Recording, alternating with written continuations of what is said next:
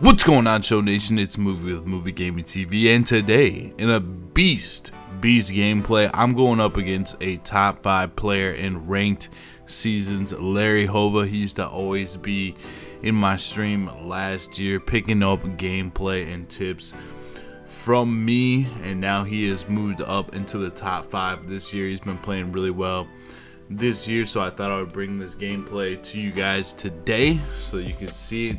If you'd like to see the game in full, I have been posting and leaving up entire live streams now. So if you need a live stream to watch while you're grinding, or you just like to watch games in full, because I like to actually watch games in full sometimes, and sometimes there's nobody streaming that I really like to watch, and so I figured that would be a good resource if you're looking for those kinds of videos there on the channel. This game comes from the title card of it. It has Eric Hosmer on the title card of it, so be sure to check that out.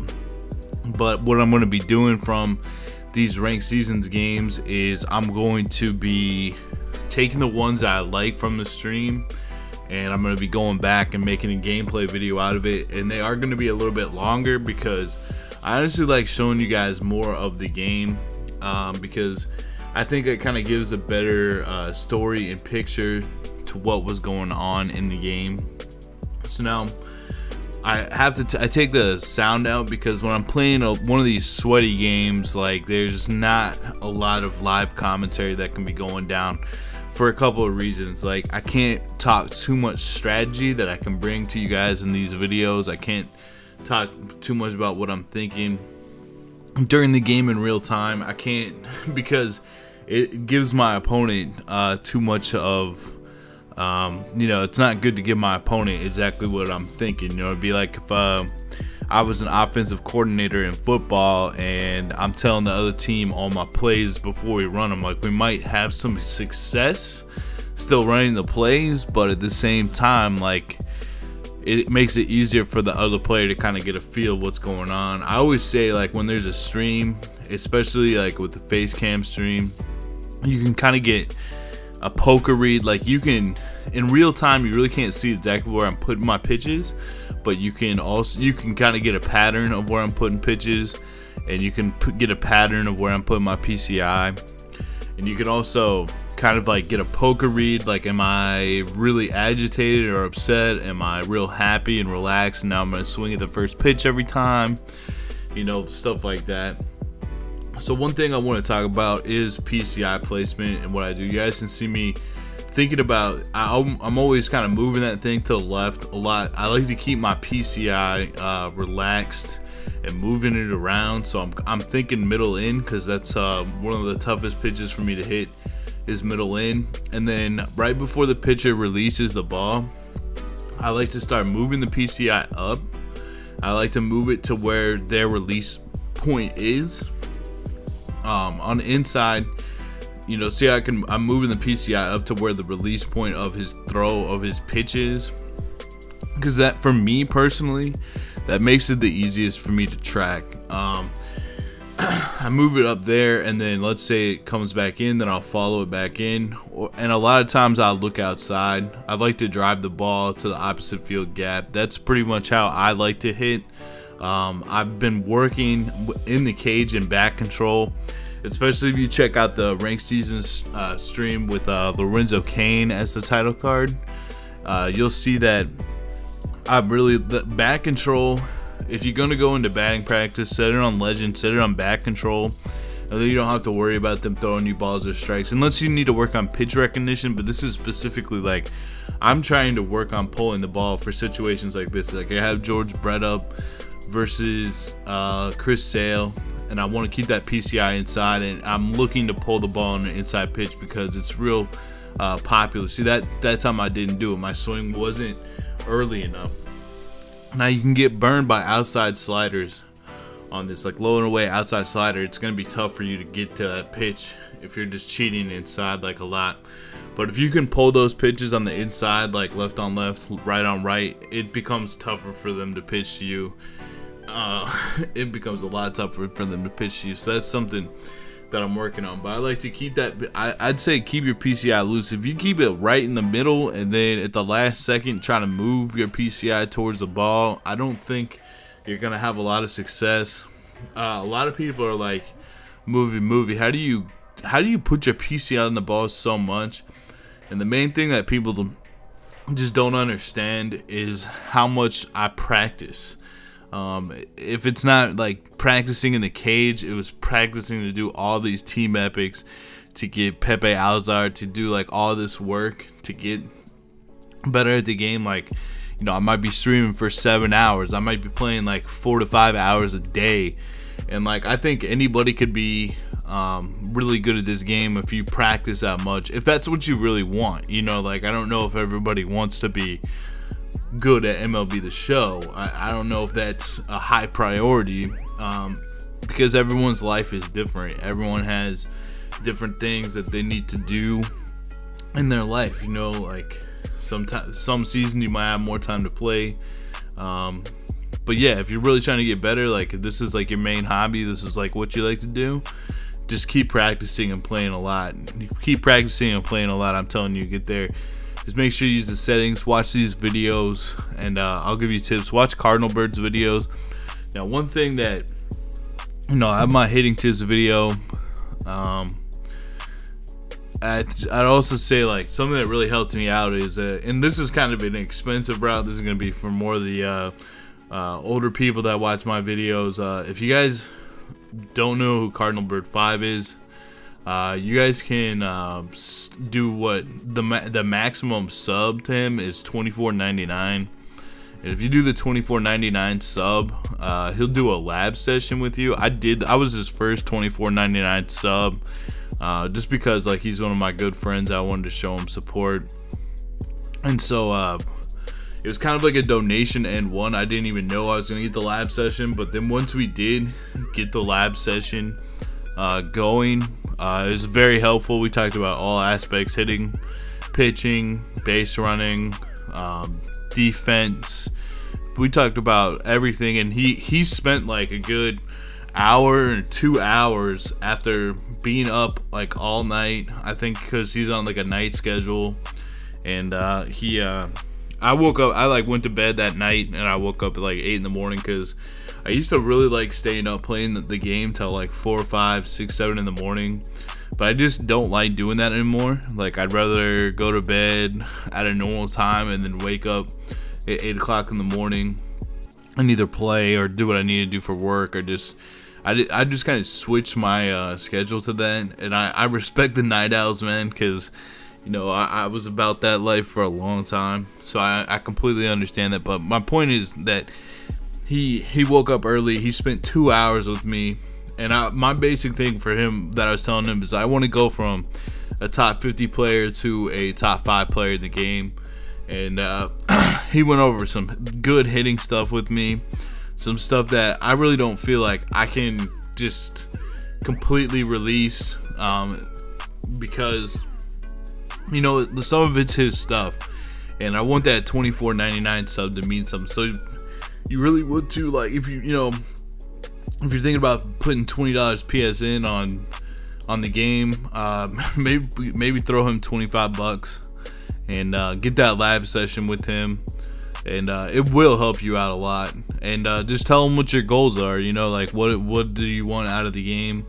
And this is obviously for people that are very serious about the game. So I'm trying to delve, even as I say that, like, I'm trying to think about how much I want to delve into these commentaries about some of the ways I pitch against a top 5 player. One thing, I actually really don't give a shit. I mean, if somebody watches the video and uses the strategies against me, that's okay. That just means that what I was doing was right, and if they have better physical abilities than me, you know, better hand-eye coordination, stuff like that, I think that's fine. So let's just talk about the game. Now, what I like to really do is I like to attack the zone a lot. Like, I'm almost always trying to throw a strike, except for in counts where, you know, I know that I can get a swing and strike 3. See, like, this umpire was really tight too. Like, that was obviously a strike.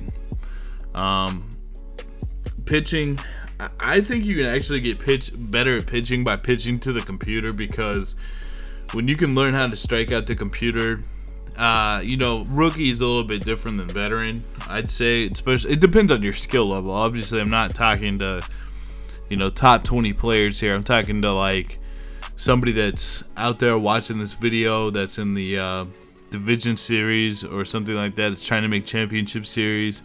Because one thing I noticed with championship series is at the lower levels of this game, people don't have the plate discipline. Hell, even I was there. I remember playing baseball games growing up, and we'd be like, you have to throw strikes, but that just doesn't work as you go up the ranks. So what basically happens in the DS, CS division and lower is people will throw like a lot of balls, and they'll get a lot of swing and misses outside the zone. But as you move up, you can't afford to do that, because people in the higher divisions, they're just going to take the pitches. You know, they're just going to take the pitches. You have to attack the zone often so that you can earn pitches outside of the zone, earn pitches in the black. Because most of the time, people are not going to swing at bad pitches as you go up the ranks. And when you're playing against a computer, let's say like on veteran or all-star, if you're trying to get better, the computer is going to have good plate discipline. They're not going to be swinging at stuff outside. They're going to be fouling off a lot of pitches, and you're going to have to learn different combinations of how to strike the computer out. You know, how to constantly attack the zone. And think about like any baseball commentator or coach, like, you're going to be wanting to attack the zone. There's just so many advantages to attacking the zone and being on the block with the pitches. Don't rely on pitching outside the zone. If you're a pitching outside the zone kind of guy and you don't like to hit the strike zone, what's going to happen is you're going to beat somebody that's not very good, and then you're going to play your next game against someone good, and they're going to take those pitches, and they're going to hurt your pitcher's confidence. They're going to hurt your pitcher's confidence on specific pitches. And I feel like I've talked about this topic a lot. But then you'll get into that pattern of win one, lose one, win one, lose one, win one, lose one. So how do the guys, like, you know, my record's pretty bad because I haven't been able to use my full team. But when I have used my full team in Season Monster, I don't think that I've lost. And you just gotta, you're gonna have, like, good pitching goes a long way, and hitting the zone goes a long way. Because then everything seems like it's hitting the zone, and you're gonna get, then they'll try to take, you know what I'm saying, and they're just taking strikes. You're getting ahead in the count. You know, like, mixing it up's really important too. Like, you can't go into a certain pattern. Like, you can't just throw inside all game, or throw outside all game, or throw up all game, or throw down all game. Like, you gotta be all over the place, and that's just kind of a feel thing, you know. Like, you can kind of feel, oh, I've been up a lot, or I've been high and inside a lot, or I haven't thrown low and outside, or I haven't thrown up and away, I haven't thrown a certain pitch in a different location. I love to throw, like, I don't know, like the slider. I love sliders. I love changeups. I like fastballs. You guys have seen me go above the zone for some of the fastballs in the game. I love that pitch because that'll pop them up. Changeups inside can be kind of hard to square up sometimes, low and inside. I love sliders away and sliders on the back foot, but then there's so many situations where that can be, you can't leave it. If you're going to throw a back foot slider, left-handed pitcher, or right-handed hitter, you cannot leave that in the middle of the plate. You cannot leave that in the middle of the plate. You have to hit your spot. I really like pitcher offset, but I think whatever pitching view, you know, works for you, because I used to pitch in strike zone in MLB The Show 16, and I just can't use it anymore. It's weird. It's like if I'm trying to go high and inside, I'll leave it high but not quite on the black, and that's a bad pitch. You know, it's just like a little bit. If you're going to that, like, top left box, you know, like, it'll be like in between the top left box and the top middle box, and that's just not good enough, you know, like that. That's not good enough. Like, it has to be where it has to be. Like, something about the pitcher offset really, really works for me. So that's definitely what I use. That's what I played pretty much all the team epics on, so that's what I'm used to. I feel very comfortable with that. I like seeing the batter. I also think that pitcher offset for some reason helps me in the field. Like, I don't know, like some of this stuff is just feel. It's not really very scientific like some people. This is a huge play in the game, by the way. This home run would have been huge for us to get the lead here. Absolutely huge for us to get the lead, but I ended up striking out. That's that low and inside changeup. That pitch is gonna be really tough to square up, especially with Chris Sale. I feel like Chris Sale is the best pitcher. Look at my man Corey Seager there. Just still like such a good player, man. Like, he's the third hole hitter on a team with Pepe Alazar. Like that. If you guys don't have him, I don't know why you guys don't have him, but it's okay if you don't have him because of like stubs. But if you have a lot of stubs, he's a great defender at second base. You know, it's just like my outfield is completely full of center fielders, and also my second baseman is a shortstop with secondary positions. Like, taking advantage of secondary positions is very important. So far this video has been pretty much cut and dry. You know, just kind of talking about some general things about what I am thinking about it. You know, like, I'll probably get better at these commentaries as we go on. I pretty much record them in one take as I'm going along. But maybe that was a good tip to show you guys what I do with the PCI, because people are asking me a lot. It's practice, it's repetition. That's what I like to do. And even in our lab session with that's what I was talking about with Cardinal. So right here, you know, when they start to, one of the things that people fall into is like, all right, so I'm in trouble now. Let me throw inside.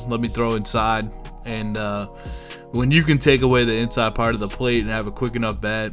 So that's where he's going with the slider away, and like I'm just spitting on that pitch. Like I'm not gonna go to that pitch. I swing and miss there, and I just want him to throw inside so I can pull that to right field. He ends up throwing the ball there. 3-2. I think I get a hit here. I'm not positive, so bear with me. I can, you know, one of the, yeah, there it is. So I got my PC on. I pull it for a hit, and when you can do that, now you're unstoppable. Like, now you're unstoppable at the plate, because that's pretty much the go-to panic pitch. Like, and you gotta look for that. You know, like really what he needed to do there was he needs to be hitting the zone with that slider. So I have to respect it, and not setting up that slider outside the zone. Set up that slider inside the zone, in that bottom left box or whatever it was from that last at bat. And I really, in this game, dude, I was really hoping to get more home runs. I just like was not able to do it. But we're up 6-1. So we're in a good spot right here. One thing that I learned from Cardinal too is, like, you know, go to your bullpen early. Just it's a really good tip, and I think actually more people that are managers should think about it. I know Ned Yeltsin will never let his guy have a chance to get a loss, like especially if he's pitched like 5 or 6 innings, he'll always take him out at the right time. Like, let's say someone has a 4-1 lead and they get 2 runners on and the tying run comes to the plate. There's no way later in the game that he'll let that guy pitch, because he wants to make sure that he gets the win. And one thing that people do is they'll, you know, they're having a good game with their pitcher, like I was with Sale, and it's not going to reflect exactly probably in this gameplay. I hate to spoil it, but it's not going to reflect exactly in this gameplay. But you want to pull your pitcher after they've done their job. You don't want to, you know, you don't want to push the pitcher all the way. It's better to get a new guy in with more energy and more, you know, definitely with more energy, so that the PCI is smaller and you don't give your opponent that little advantage to having like an inning or two with the PCI bigger. That's real important. So that pitch right there was some of those sliders I'm talking about, where I'm trying to spot it as good as possible. You know, I'm not afraid to throw outside in this game. I actually like it, and then I can use inside where I like. And you don't always have to throw high inside. That low inside can be tough to square up. That was just a perfectly spotted hit right there. And something I really want to talk about, and hopefully people will make it this far into the video. If you didn't make it this far into the video, go ahead and drop me a comment. That just shows me that I really want these longer videos to work. I like watching them. Like, I actually went and watched last night before I went to sleep. I watched the first game that I played yesterday with the Eric Hosmer title card again. I feel like if I like it, maybe there'll be other people that like it too. But one thing I really want to talk about, and we're gonna see a real funny example here in a second, is Pepe Alazar first base. Now, a lot of people have been telling me, why don't you play Pepe in center field? Why don't you play Pepe in center field? Why don't you play Mike Trout at first base? Why don't you play Ken Griffey Jr. at first base? Well, there's a lot of reasons that, and most of, like, all the suggestions, like, I've tried. So I've labbed a lot of stuff, like going through all those team epics. Like, I had plenty of time to try out different things. And the reason I got Perkins in here is not because Perkins some savant that needs to be in your team, but Zach Britton was playing down, so I needed to get in somebody for Zach Britton. But yeah, that was a hell of a hit too. That was an outside slider that he pulled for a home run. That was a hell of a hit by Larry. Got him back into the game. That was really big. But one of the things with the Alazar is, now I don't know how many of you guys have Eddie Matthews, okay? He's a breakout player. You can play him at first base, and he will play very well, even though he doesn't have the secondary position of third base, or of first base, I'm sorry. He's a third baseman without the secondary position of first base. Now, he can play very well at first base. And that's the same with Pepe Alazar. He's got enough fielding that he can play respectable first base. I actually think he's got some advantages, like on little blue pits and foul balls. He's fast enough to go get it. He's got a good enough arm. I've seen, like, he's turned the double play where you hit it to first, he throws it to second, they throw it back to first. He's made lots of scoops. He's very good there. Now, Mike Trout and Ken Griffey Jr., they're not good at first base. They just aren't in that Eddie Matthews tier, for lack of a better term, that Alazar's in. In this gameplay, though, I miss a crucial pop fly with Pepe Alazar, but what you're not going to get unless you got this commentary or watching the game live, or if you go watch it back, was that I messed up on the stick. Like, I was trying to be so specific that the very last second I moved the stick, and that's not good. When I catch a pop fly, I go to the seams in that little art of the baseball on the ground, and once I get to the seams, I like let it sit. Like, I don't want to move around, you know, like, and especially you don't want to move around like when the ball is, you know, I'm trying to think of a good number, like 8 feet away from your player. That's not good because he's gonna miss the ball. That's how you miss those little pop-ups. You try to be too fine on it, and you end up missing the ball because you move the stick like right at the last second subconsciously, and you'll miss the ball. And then later on in this gameplay, you also see like one where I do just catch it with Pepe, and I was saying out loud at the time, I was like, I'm just gonna chill, and make the catch. Like, you don't have to be so perfectly fine. You want to be, you know, just chill on that stick, especially in clutch situations, because you don't want to be dropping the ball. And it is random sometimes, but I knew that was my fault. Like, I just know that was my fault in missing it. But here's the advantages to having Pepe at first base. Now, think about this, guys. If Pepe Alazar wasn't in the game, how would you feel about an outfield of Mike Trout, Ken Griffey Jr., and Andre Dawson in left, center, and right field? That's a hell of an outfield. They're going to cover all the ground. Now, Mike Trout, you know, even Griffey and, well, Dawson kind of has an absolute cannon. But even Griffey, Dawson, and Trout, they're going to have trouble in Kauffman Stadium throwing people out from the warning track or throwing people out from deep, especially with speed. It's going to be tough, man. Like, that's pretty much the one thing I'd say Alazar would have. He'd have a little bit more range of motion. He'd have a better arm to throw out people, but people don't run a lot as much as like I run a lot on pop flies. Honestly, I'll kind of gamble it, just kind of playing by the situation. But so the best thing for Alazar would be like to catch it at the wall and then throw it home. And then I'm gonna have bad animations at first base. I guess what I'm trying to say is the outfield's already good enough defensively. It's already elite defensively. Trout, you know, he's not going to throw anybody out from the wall, but he's going to be very accurate on his throw. Like if you're trying to tag up from him and it's not that far of a pop fly, he's going to be able to throw you out at home. He's got a good enough arm accuracy. I can use the button accuracy. And he's got a lot of range. So does Griffey, and so does Dawson. Like they control stuff out there. The defense out there is good. The players, the hitters, they're all 5-tool players. They can hold it down. So that's the pop up where I just catch it with them. I'm just chilling. Like it was definitely on me. It wasn't on Alazar for missing that. It was on me. But yeah, so now I have a first baseman, because I'd be playing probably Eddie Matthews at first base if I wasn't playing Alazar. But now Alazar has he has 99 speed at first base, which you just can't find. There's no other card in the game that can play first base that has speed, and it gives my whole team more speed by not putting him in the outfield. It's a huge advantage that he can actually play first base. And I'd say he can play. I don't know if he can play it as well as like Goldschmidt or in this game, or Hosmer in MLB The Show 16, but he can definitely hold it down at first base. He's better than, like, for example, he's better at first base than the 99 Miggy. He's better at first base than that card.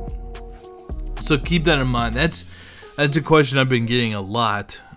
Is just, why is Pepe Alazar at first base? It's because he can play first base. The other outfielders can't. He's fast, and he brings so much to the table. It's just like having my captain, my creative player at catcher. Like, you're not going to find another 99 speed catcher. It gives your team more overall speed. A lot more people can hit triples on your team. You know, I love having him at first base. I'm not going to put him in the outfield to get a step or more to a range. I mean, there's 99 Griffey out there. There's 99 Trout. There's 99 Dawson. Like, it's good out there. They're good defensively. So I hope that kind of like gives some more rationale as to why I was doing that. So here we are in the 9th inning. I can't wait to show you guys the end of this game, man, because it does get pretty crazy. I'm just hitting right now 6-5, trying to get an insurance run, but the end of this game is gonna be really funny. I'm gonna go ahead and cut to the end of this game, because I don't even think that I got a run here. I figured that I'd still bring you guys the footage here of the 9th inning. I just cut to the start of it. So he does get a base hit to start off. At this point also, guys, like, I cut out a lot of the other innings, because when we don't score runs, sometimes that's probably like the innings I'm gonna cut out. But Jansen has been pitching for 3 innings, I think now. Like, he was pretty much at full board. He's by far the best pitcher of the game. Check out some of the combos. Cutter inside is great. Sinker away and on the bottom part of the corner is really tough to hit. And I also like to throw the sinker low and inside, but I'll throw the sinker anywhere. You know, like, that pitch right there is like, that pitch is probably the best one. The sinker outside to a left-handed hitter, and then once a righty, slider away, slider away, slider away, slider away, and then a sinker low and inside. Because if you really need it, then you can go high and inside, or right on the black, middle in. I get them all slider away there, because you got to protect. If you're a better player, you're going to do what I was talking about earlier and protect that inside part of the plate so you can't get jammed. End up throwing one away here because, of course, you know, 2 outs. But this play is crazy. I was throwing that sinker low with Jansen, will be alright. That's the spot I like to throw him. So watch this play. I thought he bobbled it. I choked. And then I saw him going home just inadvertently. Threw it to first, threw it to third. And that's how we ended up winning this game. Like, I choked. I don't know what I saw. Like, I thought I saw Cal bobble it.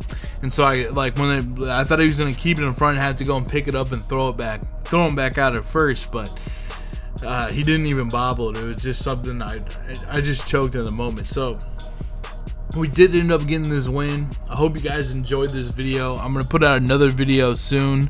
Probably in the afternoon today of Pepe Alazar's best game so far in ranked seasons. It was pretty it was a cool game. It was fun. So I took down a top 5 player in this gameplay. Drop a like if you like this video, and I will see you guys in the next video. Peace out and have a great day.